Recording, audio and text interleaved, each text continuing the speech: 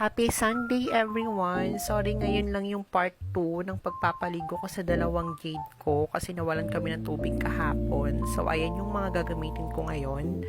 Toothbrush, hairbrush, also conditioner. Pero mas recommended ko guys yung keratin. And also Joy. Ayan, pampalinis ng katawan at ang face nila. So syempre, ang unang gagawin natin is linisan yung lababo. Syempre, ayaw natin namang gamitin to or ihiga dyan yung mga doll na madumi yung lababo, ba diba? So, syempre, lilinisan natin yan. So, ayan. Babanawan ko na rin after. So, syempre, unang gagawin natin sa kanila, guys, babasain natin yung hair at body nila. So, ayan silang dalawa. Shower yarn.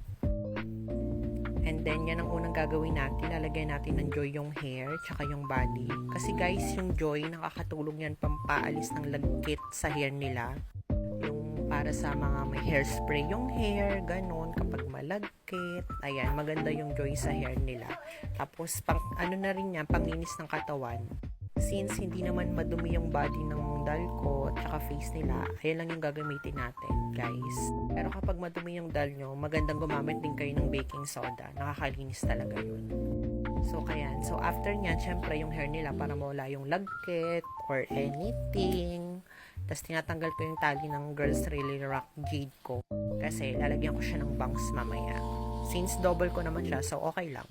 So, ayan, pinabalawan ko na silang dalawa. Ayan, tapos ito para make sure na matatanggal yung buong conditioner sa hair nila ha bago natin ibabad sa tubig.